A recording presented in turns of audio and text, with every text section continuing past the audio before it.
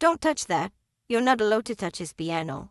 Imagine returning home after another empty day where the silence hurts more than any noise. But this time, something different. A soft melody echoing through the empty hallways. The same piano that had been silent for years, guarding memories of a time that will never return. And there, playing the keys with a heartbreaking delicacy, was a girl he barely knew. What happened in that moment changed everything. This is a story about pain, about new beginnings, and about how life can surprise us when we least expect it. Stay until the end because you need to hear how this story ends. Subscribe to the channel, leave a like and comment on where you're watching from. And let's get to the story. Richard Thompson was 58 years old, with neatly combed gray hair, impeccable suits, and a gaze that always seemed to be somewhere far away. He owned a financial consulting firm in Seattle, Washington, one of those that everyone respected but no one really knew from the inside. Richard was the kind of man who built everything himself, brick by brick, sweat by sweat. But for the past 3 years, success had completely lost its flavor. It was a Tuesday in October, gray skies, a cold wind blowing orange leaves through the streets. Richard left the office earlier than usual, a rare occurrence for him. Not because he wanted to, but simply because he couldn't stand being there anymore, pretending everything was fine, signing papers that meant nothing. He drove in silence, looking out the window as the city passed by.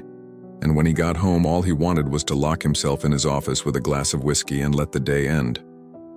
But when he opened the front door, something different happened. Music. Richard stopped in the hallway, key still in hand, unable to believe what he was hearing. It was the piano.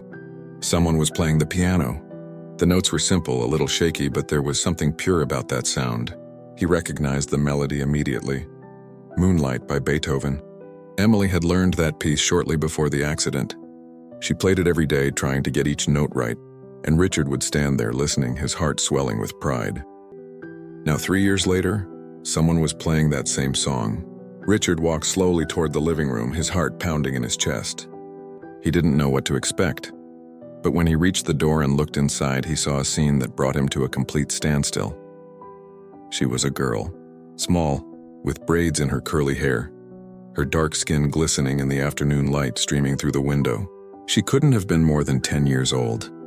She was sitting on the piano bench, her tiny feet barely reaching the pedals, her slender fingers gliding across the keys with absolute concentration.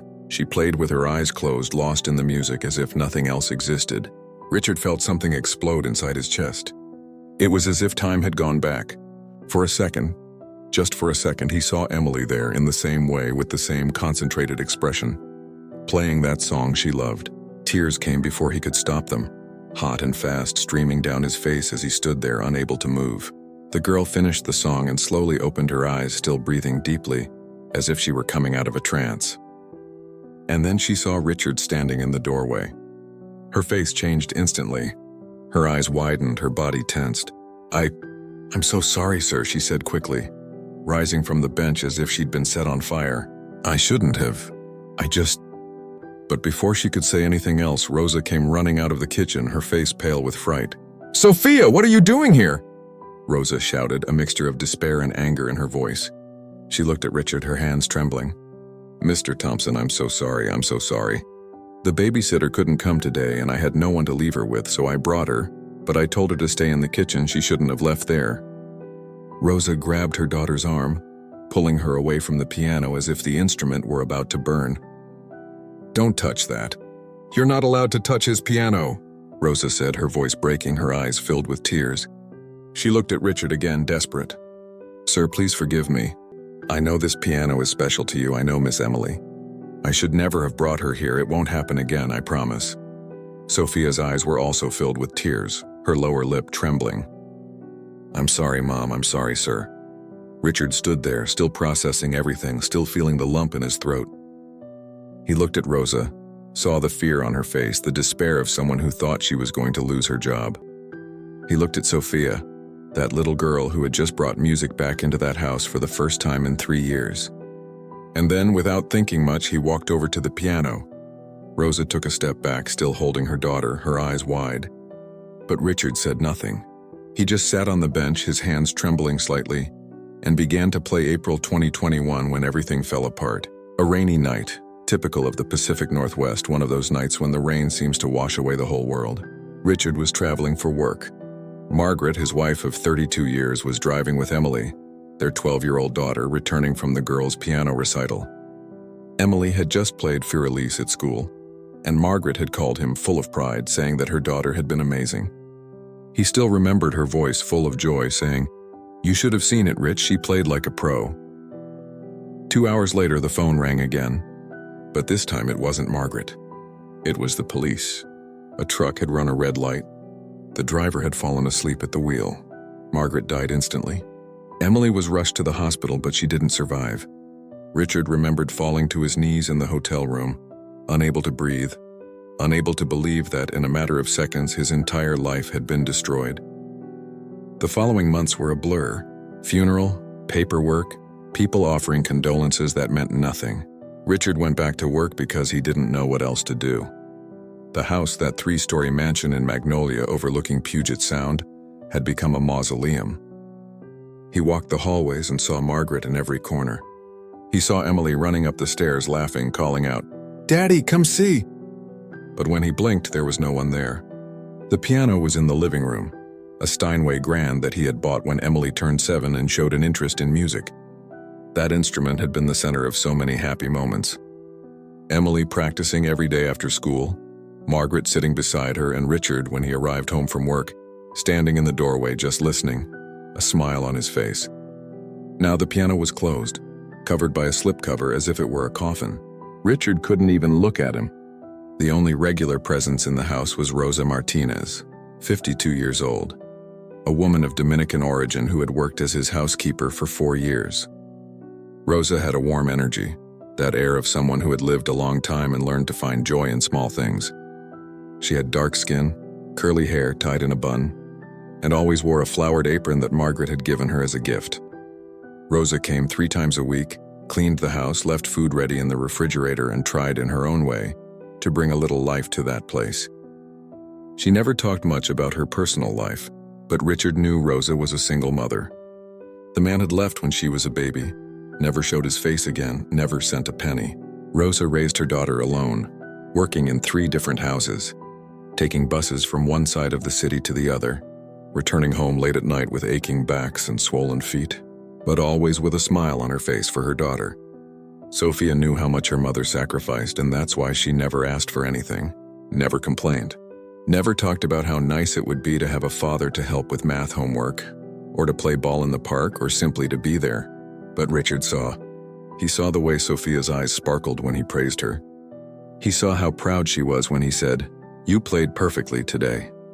He saw how she clung to the stories he told, as if each word were a treasure. And he also saw Rosa. He saw how she looked at her daughter with such painful love.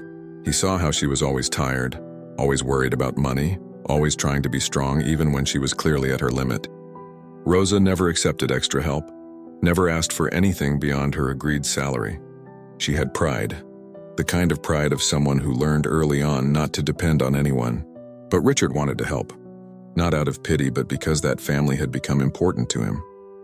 Those 2 women had brought something back into his life, something he thought he had lost forever: purpose. It was in December, 2 weeks before Christmas, that everything changed again. Richard was in the living room with Sophia. She was playing Carol of the Bells, trying to get the fast rhythm of the Christmas carol right. Snow was falling outside, covering the garden with a white blanket. The house had been decorated for the first time in 3 years. Rosa had insisted, saying that the house needed a little Christmas spirit, and Richard, for the first time since the accident, hadn't refused. Rosa was in the kitchen making hot chocolate. Richard could hear her humming a song in Spanish, probably something her mother used to sing. Sophia hit a wrong note and stopped, frustrated. "This part is very difficult." "Breathe," Richard said, sitting down next to her on the bench. "Don't force it. Let your fingers dance on the keys. Look." He touched the difficult part slowly, showing how the fingers should move. Then he touched it again, a little faster. Sophia watched intently, biting her lower lip, concentrating. "Now it's your turn," he said. Sophia tried again. It still wasn't perfect, but it was better. "That's it. See, you can do it," Richard said, and the smile that appeared on Sophia's face was like a ray of sunshine. It was at that moment that Richard realized something. He realized he was happy. Not that superficial happiness, but something deep, genuine. For the first time in 3 years, he felt he had a reason to wake up in the morning. Someone was waiting for him, someone who cared, someone who needed him. And that scared him. Because he knew that Sophia and Rosa weren't his. They had their own lives, their own plans. And someday, probably soon, Rosa would find a better job or move to a bigger apartment, and Sophia would grow up, go to college, follow her own path. And Richard would be alone again, in that huge, empty house with nothing but memories. He didn't want that. That night, after Sophia and Rosa left, Richard stayed up late, sitting in the living room, looking at the Christmas tree that shone in the corner. He thought of Margaret, he thought of Emily, he thought of everything he had lost. And for the first time, he allowed another thought to come. Maybe, just maybe, he could have a family again. Not to replace what he had lost, never that, but to have a reason to keep living. The idea was crazy. He knew it. But the more he thought about it, the more sense it made. The next morning, he called Rosa and asked her to come to the house without Sophia. He said he needed to talk about something important. Rosa arrived an hour later, her face worried, her hands nervous. "Did something happen, Mr. Thompson?" she asked as soon as she entered. Richard led her to the living room and asked her to sit down. "Rosa, I need to tell you something," he began, but he didn't know exactly how to continue. He had rehearsed it mentally, but now that the time had come, the words seemed stuck in his throat. "Sir, if it's about Sophia playing the piano, I can talk to her about." "No," Richard interrupted. "It's not about that. It's about the two of you." Rosa remained silent, waiting. "These last few months have been the best I've had since the accident," Richard said, looking straight into her eyes. "Sophia brought life back to this house. And you, Rosa, you've taken care of me in a way I didn't even realize until now. You two have become important to me. And I know this might sound strange, but I wanted to propose something." Rosa frowned, confused. Richard took a deep breath. "I know you and Sophia live alone. I know you work too hard, that you sacrifice for her every day. And I know Sophia doesn't have a father, just like I don't have a family right now. So I thought, why don't you two come live here?" Rosa's eyes widened. "Sir, before you say no," Richard continued quickly, "let me explain. This house is huge. It has empty rooms, plenty of space. You would have privacy, you would have your own things. And it wouldn't be an employer-employee relationship anymore. It would be a family living together. You wouldn't have to work in 3 houses anymore. You wouldn't have to take the bus in the cold anymore. You wouldn't have to work yourself to death anymore. And Sophia would have a place to call home, a safe place with space to study, to play the piano, to be a child." Rosa was speechless, her hands trembling. "I know it sounds crazy," Richard said, his voice softer now. "And I understand if you say no. But I need you to know that this isn't charity. It's selfishness on my part. I need you. I need the joy you bring. I need to feel useful again. I need a reason to wake up in the morning, so please think about it carefully." Rosa remained silent for a long moment, tears streaming down her face. Finally, she said, "Mr. Thompson, I don't know what to say. No one has ever done anything like this for me." "Then say yes," Richard said with a smile. Rosa looked around, at that enormous room, at that piano, at everything it represented. And then she looked back at Richard, saw the sincerity in his eyes, the hope. "Yes," she whispered. "We accept." The change happened right after the new year. Sophia got a room on the 2nd floor, next to Richard's room, a space that had been a guest room, but had now been transformed into a perfect world for a 10-year-old girl. Light blue painted walls, a 4-poster bed, bookshelves full of books, a desk near the window overlooking the garden. Rosa got the room next door, equally spacious, with a private bathroom and everything she could possibly need. For the first time in years, that house was alive again. There was laughter in the hallways, conversations at the dining table, music in the living room. Sophia ran from one room to another, exploring every corner, playing in the garden with the snow. Rosa cooked, not because she had to, but because she enjoyed it, and the house filled with the delicious smells of Dominican food mixed with American dishes. And Richard? Richard was finally at peace. It wasn't the same peace he had before the accident, but it was something new, something built upon the ashes of what had been lost. He still thought of Margaret and Emily every day, still felt the pain of their loss. But now there was something more. There was hope.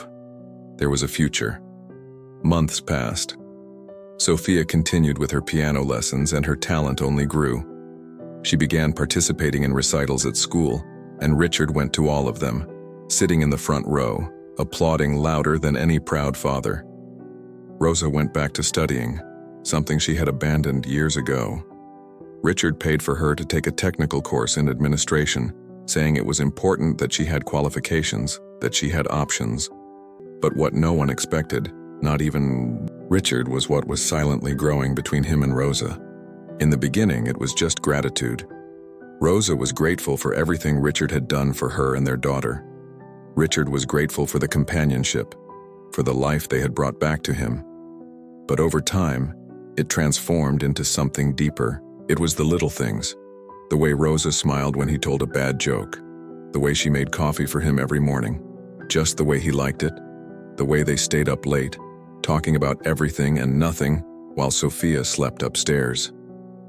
The way she touched his arm when she noticed he was sad, without saying anything, just being there. And Rosa felt the same. She saw the kindness in Richard, the generosity, the hidden pain he carried but tried not to show. She saw how he was with Sophia, how he treated her not as a stranger, but as if she were his own. How he never missed one of her performances. How he sat down every night to help with her homework. How worried he was when she sneezed. They never talked about it, not at first. But it was there, growing, inevitable. It was in May, almost 7 months after they had moved, that Richard finally mustered the courage to talk about how he was feeling. It was a Saturday night. Sophia had gone to sleep at a friend's house from school, so it was just him and Rosa at home. They were on the back porch, sitting in rocking chairs, looking out at the moonlit garden. The air was warm, with that scent of summer approaching, of freshly cut grass and blooming flowers. "Rosa," Richard said suddenly, breaking the comfortable silence that had settled between them. "Yes," she replied, turning her head to look at him. "I need to tell you something, and I don't know if it's right. I don't know if it's too soon, but I need to talk." Rosa sat up straighter in her chair, her heart beginning to beat faster. "These months with you all here have been the best of my life since the accident," Richard began. "And it's not just because of the company, or because of Sophia, or because the house isn't empty anymore. It's because of you, Rosa. Because of the way you make me feel alive again. Because of the conversations we have, the laughs we share, the way you understand me without me needing to explain. I started to feel something for you. And I know it can be complicated. I know there's an age difference. I know you worked for me, and that can make things awkward, but I needed to tell you. Because I can't pretend it's just friendship anymore." Rosa was silent for a moment, but there was a gentle smile on her lips. "Richard," she said, using his first name for the first time. "Do you think I didn't notice? Do you think I don't feel the same way?" Richard turned to her, surprised. "I feel it too," Rosa continued, her voice trembling slightly. "But I was afraid to speak. I was afraid you'd think I was interested in your money, your house, the things you can offer. And it's nothing like that, Richard.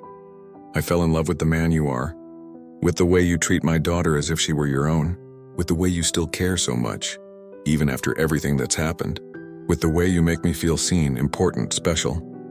Richard stood up from his chair and knelt in front of her, taking her hands in his. "So let's stop being afraid," he said. "Let's see where this goes. No pressure, no rush, but shall we try?" Rosa smiled, tears streaming down her face. "Let's go." And so it was on that May night that they sealed something that had been growing for months. A soft kiss full of promises, full of hope, The following months were like a dream.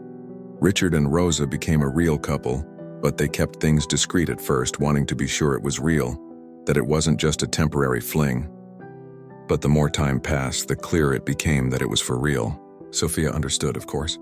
She saw the way her mother smiled more, the way Richard and Rosa stayed close to each other, the way they looked at each other. And she loved it. Because for the first time in her life, she had a real family. She had a mother and a father figure who loved her, who cared, who was there. Richard wasn't a replacement for her biological father. That was never the intention. But he was what she always wanted. Someone to teach her things, someone to applaud at recitals, someone to give her advice, someone to simply be there for her. It was in September, almost a year after Sophia had played that piano for the first time, that Richard had an idea. An idea that he knew would change everything. He invited Sophia for a walk, just the two of them. They went to an ice cream shop she loved downtown, and while she was eating a giant chocolate sundae, Richard mustered the courage to ask what was on her mind. "Sophia," he said, clearing his throat nervously, "can I ask you something serious?" Sophia stopped eating and looked at him, curious. "Of course.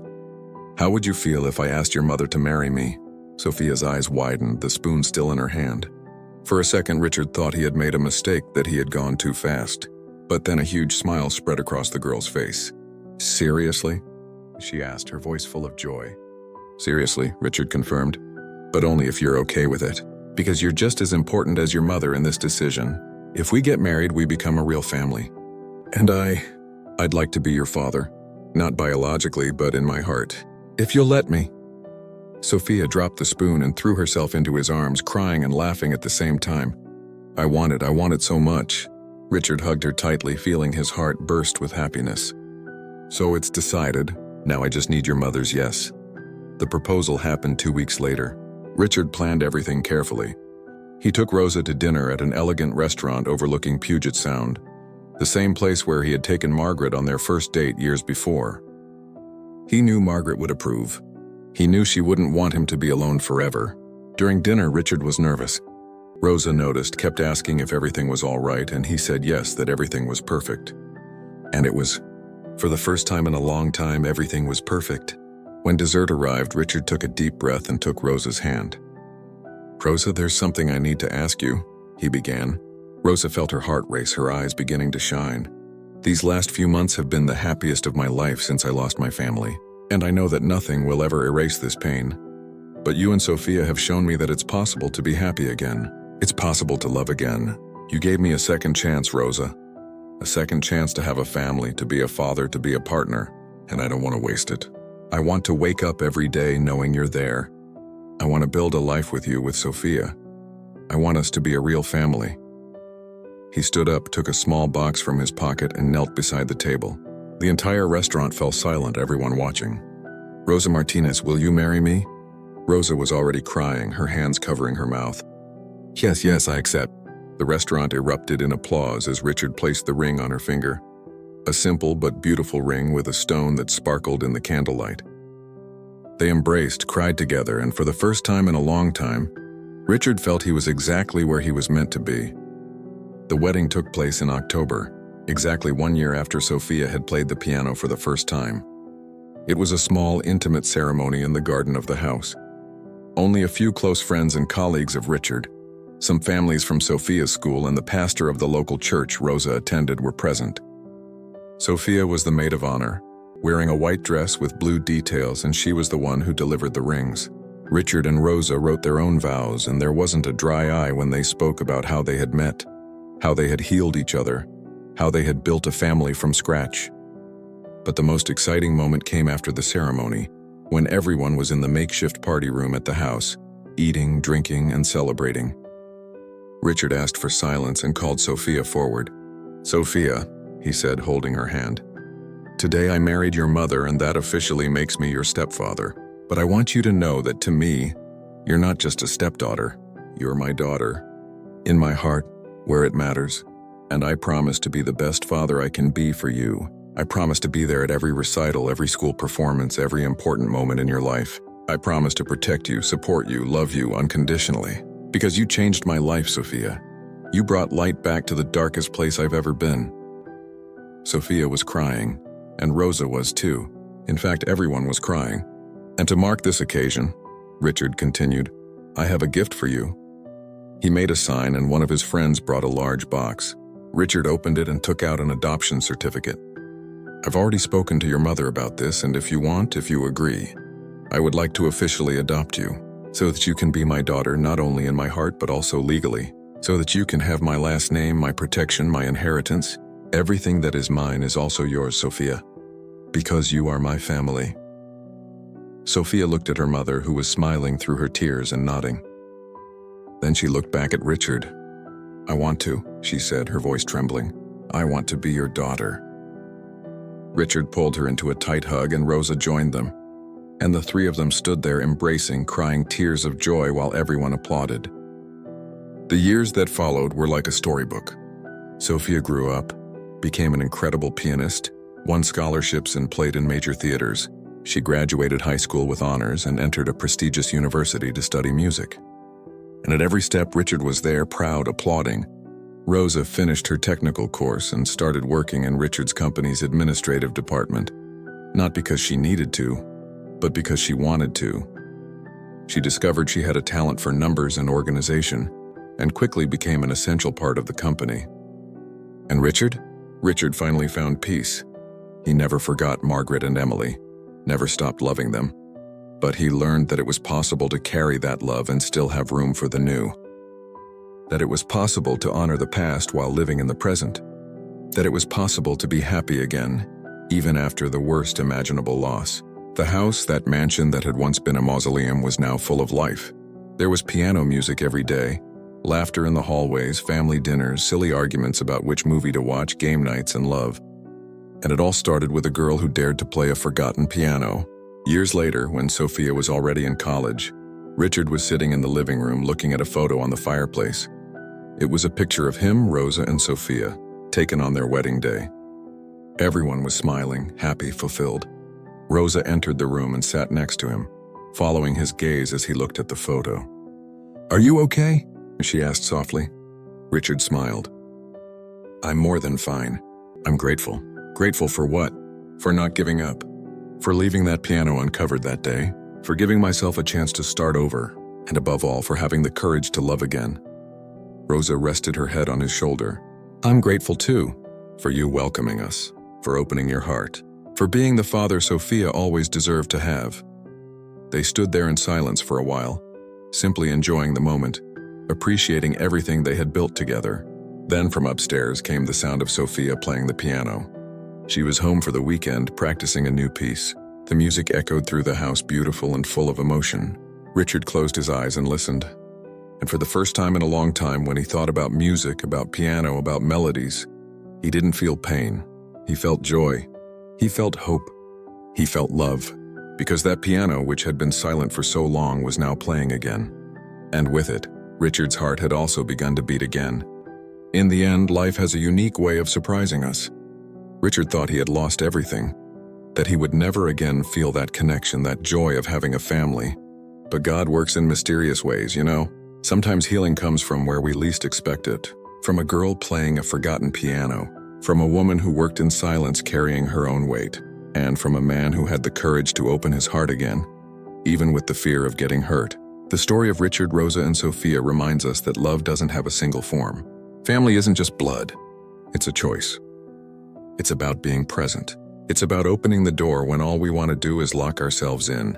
It's about giving a second chance not only to others but to ourselves. Because we all deserve to start over. We all deserve to be happy again.